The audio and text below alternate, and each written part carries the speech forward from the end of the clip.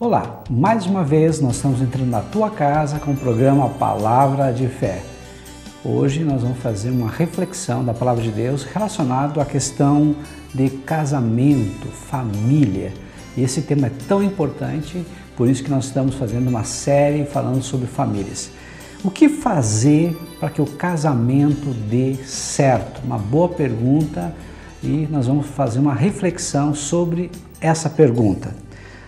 A palavra de Deus nos fala em 1 Coríntios capítulo 7, versículo 39 e diz assim: a mulher está ligada enquanto vive o marido, contudo, se falecer o marido, fica livre para casar com quem quiser, mas somente no Senhor. Uma palavra bem interessante.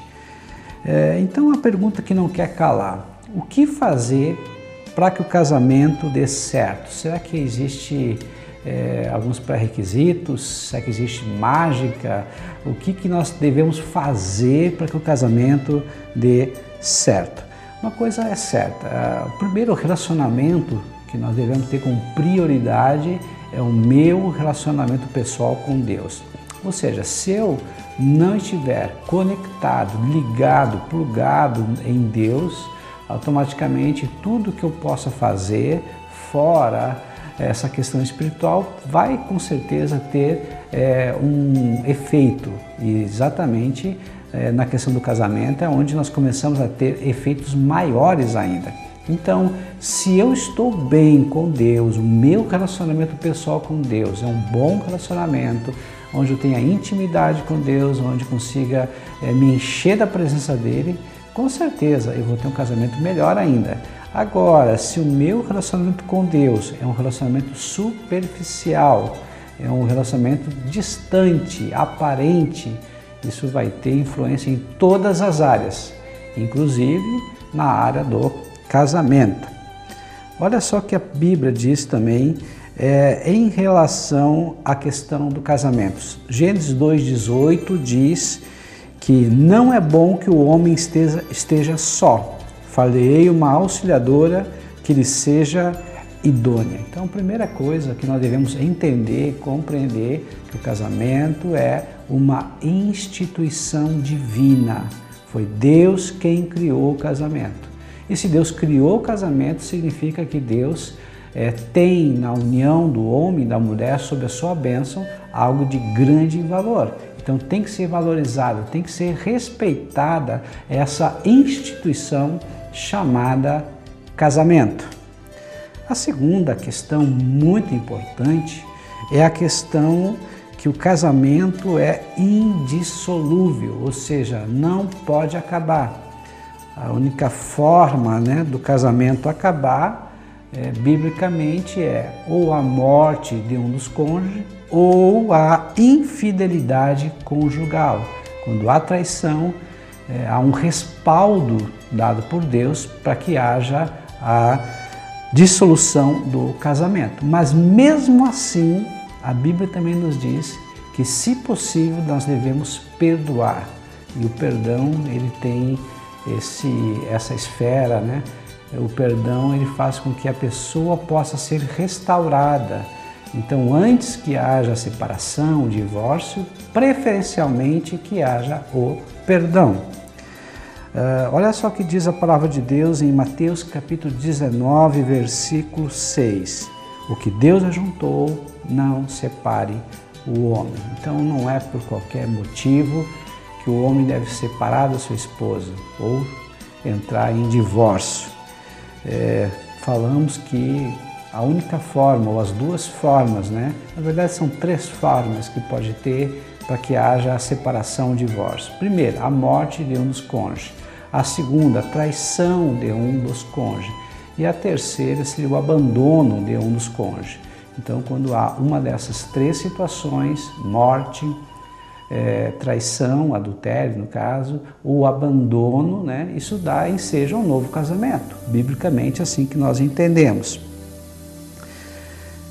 Terceira situação, que é para a gente fazer uma reflexão.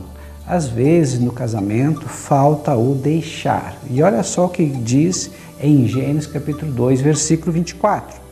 Por isso deixa o homem pai e mãe e se une à sua mulher, tornando-se os dois uma só carne. Uma coisa bem interessante. Mas o que é deixar? E aqui nós vamos tentar entender esse deixar. Na verdade, é um conceito geográfico, é um conceito financeiro, é um conceito emocional para esse deixar. Primeiramente, um deixar geográfico, né? É não morar tão longe que a pessoa tem que vir de mala, não tão perto que venha de pantufa, ou seja vizinho. Então, esse deixar geográfico, né, é morar numa distância acessível, não tão perto e não tão longe. Significa que morar junto não é uma boa. Experiências já comprovam. Por uma situação atípica, como por exemplo doença, enfermidade, aí até pode ser que morem junto. Ou às vezes, quando está começando a vida, por um breve tempo. Como diz um ditado, quem casa tem que ter casa. Então a melhor coisa que tem é o deixar geográfico, ou seja, as pessoas que estão contraindo o casamento têm que ter sua casa. Segunda forma de entender esse deixar é um deixar emocional, ou seja, é cortar o cordão umbilical e assumir a própria vida. Imagina quantas pessoas são dependentes dos seus pais. Às vezes o marido, né, é dependente da mãe, às vezes a esposa é dependente do pai. Eu digo dependente de uma forma emocional. Há comparações, né? Às vezes a esposa diz, você não é tão bom quanto meu pai. E eu já falei várias vezes aqui no programa que duas coisas são terríveis em qualquer tipo de relacionamento. Primeiro é comparação, segundo é competição. Comparação e competição é algo realmente diabólico, não procede de Deus. Se você tem que se comparar e se você tem que competir, compare-se com si mesmo. Você vai ter que competir com si mesmo, ou seja, a cada dia procure ser melhor. Hoje eu tenho que ser melhor do que ontem, amanhã obrigatoriamente eu tenho que ser melhor do que hoje. Mas não se compare com as outras pessoas. Cada um é um indivíduo e cada um tem suas peculiaridades. Terceira situação e análise do deixar bíblico é um deixar financeiro, ou seja, não depender dos pais e parentes.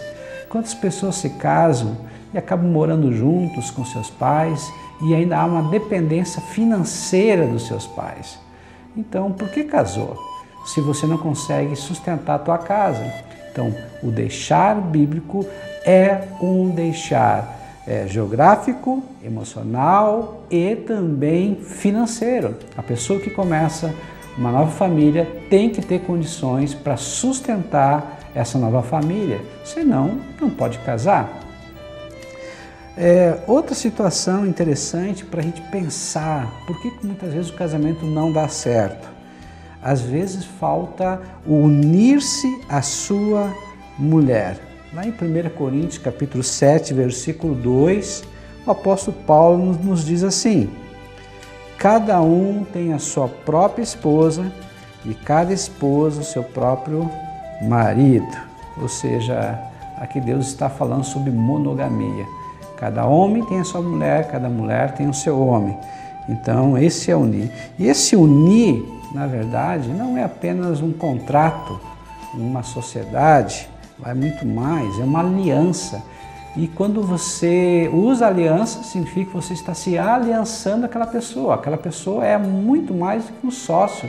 Aquela pessoa está ligada a você para fazer com que o casamento dê certo, para fazer com que o casamento seja próspero. Isso é muito importante.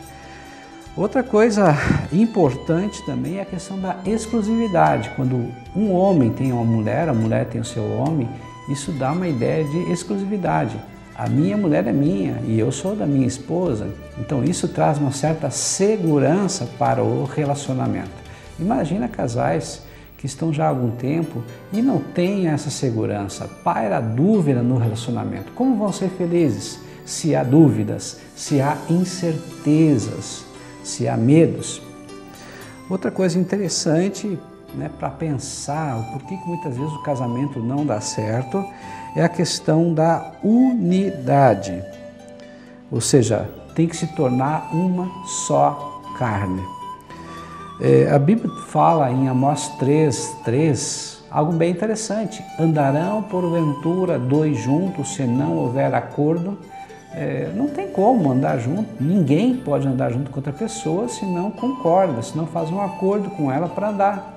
Como é que pode andar um para um lado, outro para outro? Como é que pode se ajudarem se um puxa para um lado, o outro puxa para o outro lado? É impossível chegar a algum lugar. É mais fácil quando os dois puxam para o mesmo lado.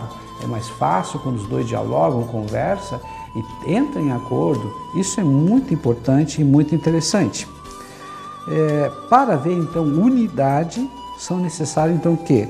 Duas pessoas, mas duas pessoas que não percam a sua identidade. Continuam sendo pessoas diferentes, mas têm um propósito comum. Isso é muito importante. Outra coisa muito interessante também é que não significa que o fraco vai ser dominado pelo forte. Muito interessante, nós já falamos em outros programas que Deus não fez o homem para dominar outros homens. Deus fez o homem para dominar a natureza, os animais, os vegetais, mas jamais o homem foi feito para dominar o outro homem. O homem pode ser parceiro, o homem pode ser amigo, pode ser companheiro. Nesse caso aqui do relacionamento marido e mulher, mais do que nunca são parceiros, essencialmente parceiros.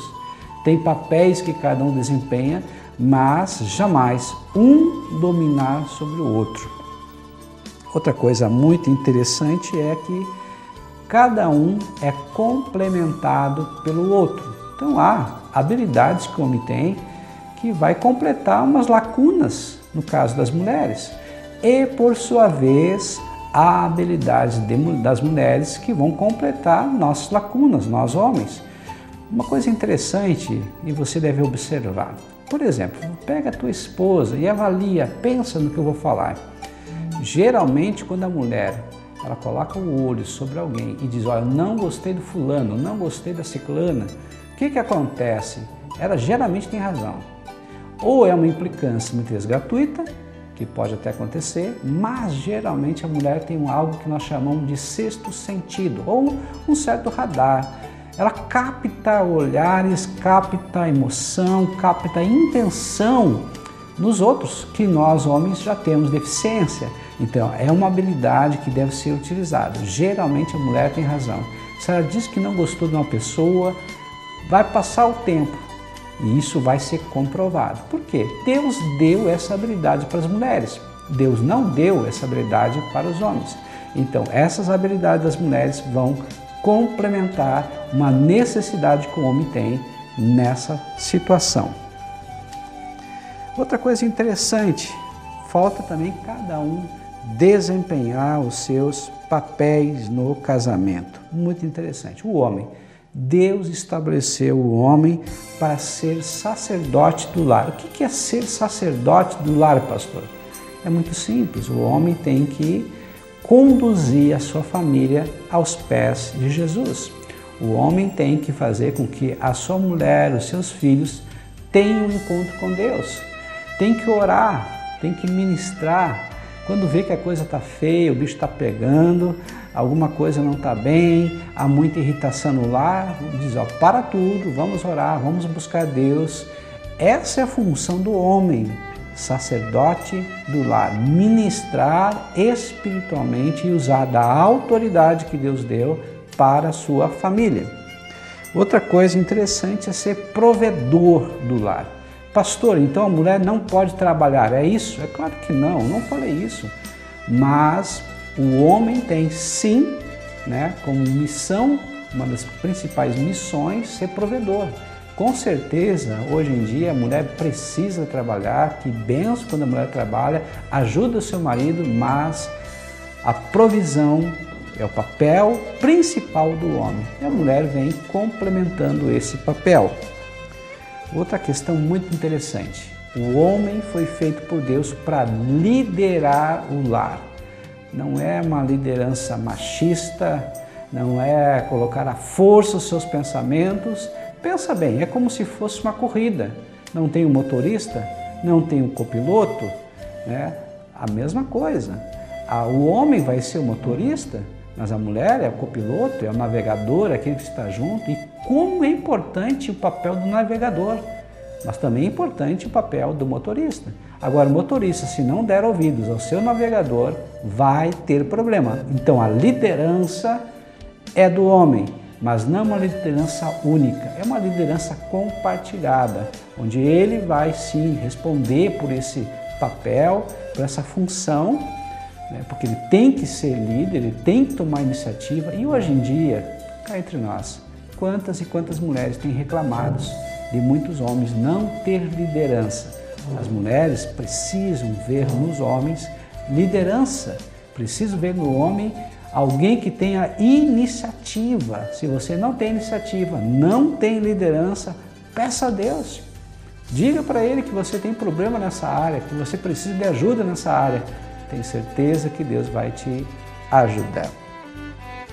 E a mulher?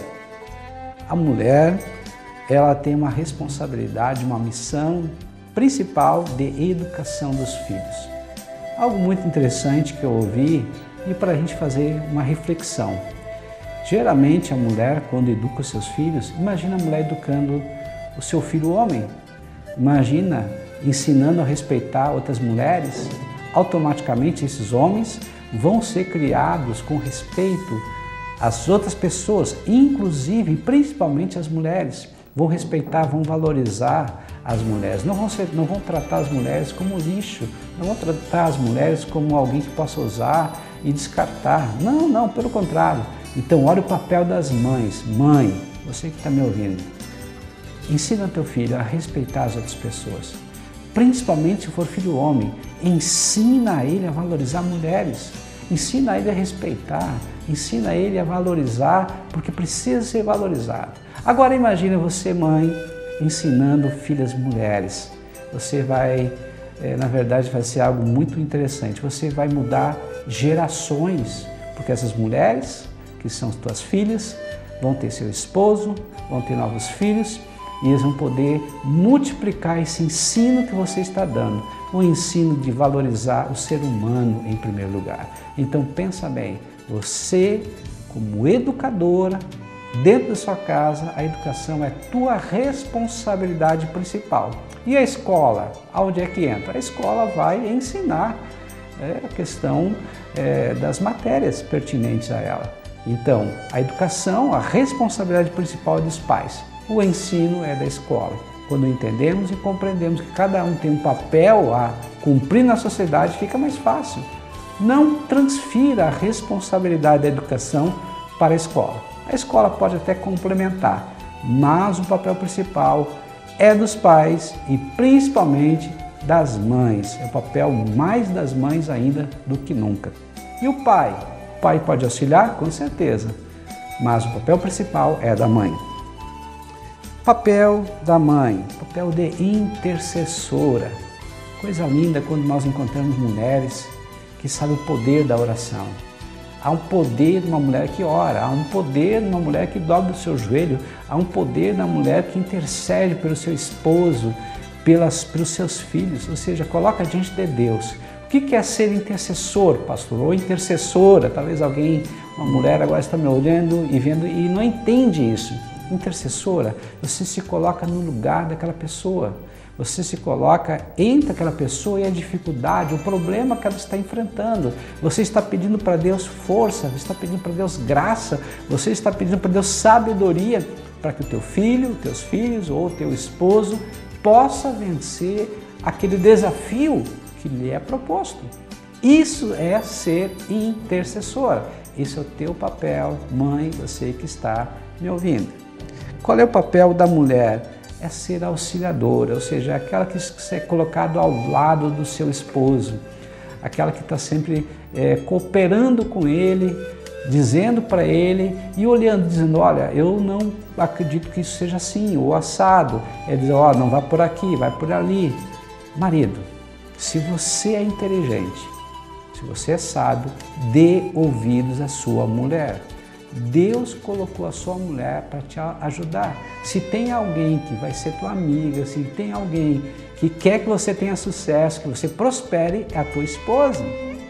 Mas pastor, você não conhece a minha esposa. Se porventura vocês estão com problemas, se vocês estão com desafios a ser superados, peça para Deus ajuda. Procure uma igreja mais próxima da tua casa. Peça ajuda para alguém que tenha sabedoria, que possa te orientar. Mas não fique transferindo responsabilidade, não fique acusando um ao outro. Cumpra cada um o seu papel. Tenho certeza que Deus vai lhe ajudar. Outra questão muito importante para a gente entender e para que o casamento dê certo é a questão da intimidade. A Bíblia diz que ambos, marido e mulher, homem e mulher, no caso Adão e Eva, estavam nus e não se envergonhavam. O que é estar nu? É ter intimidade, é ter transparência, é não ter vergonha. Você tem vergonha da tua mulher? Você tem vergonha do teu marido? Por que você tem vergonha? Se Deus colocou essa pessoa ao teu lado para vocês juntos prosperarem, progredirem, para vocês juntos fazer com que esse relacionamento venha a dar certo. Deus a pessoa é o ser que mais quer que vocês sejam felizes. Mas por que muitas vezes não são felizes? Um dos motivos é a falta de intimidade. E essa intimidade começa com a intimidade espiritual, que significa um momento de devocional, um momento de pararem, lerem a Bíblia, orarem juntos. Isso traz proximidade, isso faz com que o homem se torne mais próximo da mulher e ambos façam com que o relacionamento cresça, principalmente na presença de Deus. Então, uma coisa interessante é buscar Deus juntos, orem juntos, leiam a palavra juntos, que vocês vão ver que isso vai proporcionar vitória em todas as áreas, a começar na área espiritual. O que significa também intimidade? Intimidade intelectual, ou seja, poder opinar, apresentar juízos, declarar sentimentos sem receio, sem medo. É um poder falar para o outro, eu não estou entendendo, por que você agiu dessa forma? Eu não compreendi por que tu disse tal coisa. Isso é uma coisa importante, é não ter receio de emitir opinião, emitir juízo. Isso significa que os dois estão maduros ou são maduros. Agora, quando não há maturidade, no caso também intelectual, quando não há uma inteligência emocional, um tem medo da reação do outro, um tem medo do que o outro vai pensar. Isso é falta de intimidade emocional. Precisamos crescer como pessoa, precisamos crescer também na intimidade intelectual. Intimidade emocional, quando há uma nutrição de amor, de afeto, de bondade. Precisamos crescer. Você, quando vai sair de casa, você dá um beijo na tua esposa?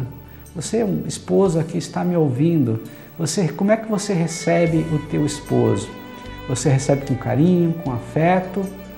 Algumas pessoas até gozam, eu prefiro o meu cachorro.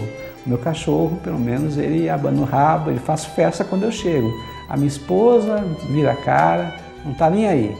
Então o casamento já está apresentando sinais de ruína. Precisa ser restaurado, precisa ser reavaliado. Acho que é um bom momento de você dar uma olhada, verificar junto o que está acontecendo no teu casamento e como nós podemos fazer com que esse casamento volte a ser um casamento frutífero, um casamento feliz. Outra intimidade, intimidade física. Ou seja, você não pode ter vergonha do sexo. Tem que haver um desenvolvimento nessa comunicação do prazer sexual. Deus fez o sexo para o casamento para o sexo. Quando há um bom entendimento na área sexual, marido e mulher, para que procurar fora o que você tem dentro da tua casa? Correndo riscos e ainda por cima cometendo pecado, e ainda por cima destruindo a confiança do outro. Então, tenha atividade sexual dentro do casamento com prazer, com alegria. Isso é de Deus, isso é bom. Olha só o que diz 1 Coríntios capítulo 7, versículo 3 em diante. O marido pague à mulher a devida benevolência e da mesma sorte a mulher ao marido. Então é de Deus praticar o sexo. A mulher não tem poder sobre o seu próprio corpo, mas tem no marido. E também da mesma maneira o marido não tem poder sobre o seu próprio corpo, mas tem-no a mulher. No versículo 32, segunda parte diz: o solteiro cuida das coisas do Senhor, em como há de agradar ao Senhor. E no 33 diz: mas o que é casado cuida das coisas do mundo, em como há de agradar a mulher. Então, homem, você que está me ouvindo, agrade a tua mulher, que ela tenha alegria e prazer de estar com você.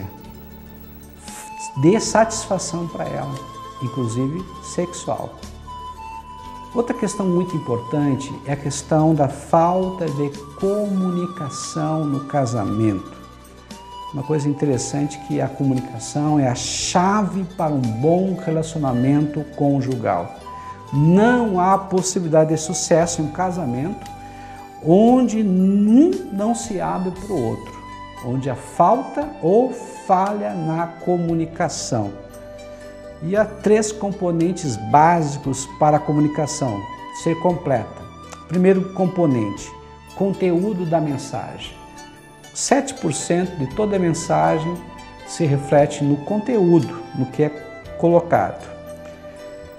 Segundo conteúdo, segundo elemento da comunicação, tom de voz ao nos comunicarmos. 38% da nossa mensagem, tudo que é dito, tudo que é falado, tudo que é expresso, está relacionado a tom de voz. Você cuida do teu tom de voz? Quantas mulheres dizem: mas meu marido grita comigo? E os maridos: mas eu não grito. Então, olha, observa realmente como é o teu tom de voz. O teu tom de voz é aquele tom de voz que você gostaria de ouvir de alguém? E se alguém agisse contigo com o mesmo tom de voz, como é que você reagiria? É algo bom para parar e pensar. Às vezes a gente pensa que a gente não fala tão alto, às vezes a gente pensa que a gente não é tão ofensivo, mas às vezes o nosso próprio tom de voz já é agressivo. Então nós temos que parar e reavaliar também um tom de voz. Mas o principal não é a mensagem, que é o conteúdo, não é o tom de voz, mas sim a comunicação não verbal, são os gestos, são as expressões. Às vezes as pessoas falam com a boca uma coisa, mas o rosto, o gesto, as expressões falam outra. 55% da comunicação está relacionado à comunicação não verbal. Como é que você comunica com outras pessoas? Será que você faz caras e jeitos e trejeitos? Será que você não fica com um olhar intimidador, com gestos que daqui a um pouco, em vez de criar pontes, fazem muros e separam a pessoa de você? Então nós temos que parar e repensar. A comunicação em qualquer tipo de relacionamento é fundamental, mas no casamento é mais ainda. Então nós temos que reavaliar como está sendo a nossa comunicação. E quando não há comunicação, há perigo, Algo interessante quanto à questão da comunicação é que, primeiro, interrompe as orações. Deus não ouve nossas orações quando nós não nos comunicamos adequadamente com o nosso cônjuge. A palavra de Deus diz em 1 Pedro 3,7: igualmente vós, maridos, coabitais com as suas esposas com entendimento, dando honra à mulher como vaso mais fraco, como sendo vós os seus cordeiros da graça da vida, para que não sejam impedidas as vossas orações. O que adianta dobrar o joelho, buscar a Deus, ler a Bíblia, tentar orar, se você brigou com a tua esposa? Se você está de mal com o teu esposo, se você está em greve de silêncio com o teu cônjuge, Deus não vai ouvir a tua oração. Mas pastor, o senhor não sabe o que ele me fez, o senhor não sabe o que ela me fez. Não importa. Em primeiro lugar, peça perdão para essa pessoa. Mas foi ela que me ofendeu, peça perdão para essa pessoa. Depois que você pedir perdão e você conseguir reatar a comunicação, o relacionamento, aí você vai orar para Deus e Deus ele vai te ouvir. Então, quando não há comunicação no casamento, as nossas orações são interrompidas. Deus não ouve as nossas preces. Por hoje nós vamos ficar aqui, nós vamos continuar no próximo programa, falando ainda o que fazer para que o casamento dê certo. Espero que você esteja gostando desse programa e que Deus possa te abençoar e você possa tomar atitudes em prol do teu relacionamento, em prol do teu casamento, em prol da tua família. Nesse momento eu quero orar por você e te abençoar. Deus amado e Deus bendito, nós te louvamos neste momento agora, por todas as pessoas que estão assistindo esse programa e te pedimos, Senhor, que o Senhor possa fazer com que esse casamento dê certo.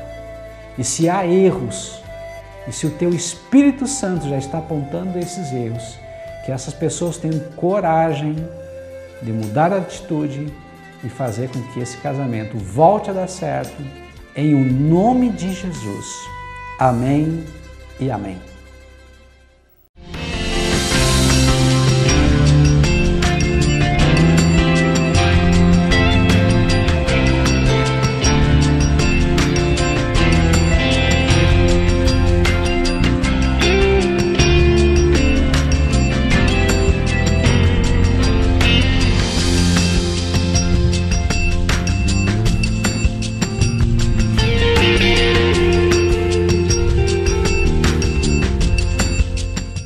Olá, eu sou o pastor Adão Lemos do Instituto Teológico Batista Catarinense. Eu quero te convidar para um curso de teologia. Esse curso tem duração de 2 anos, acontece todos os domingos, das 9 às 11h30, na faixa velha de Camobi, RS 509, número 3278, na Igreja Batista Vida Nova de Camobi, no Pé de Plátano. Você é o nosso convidado especial. Participe!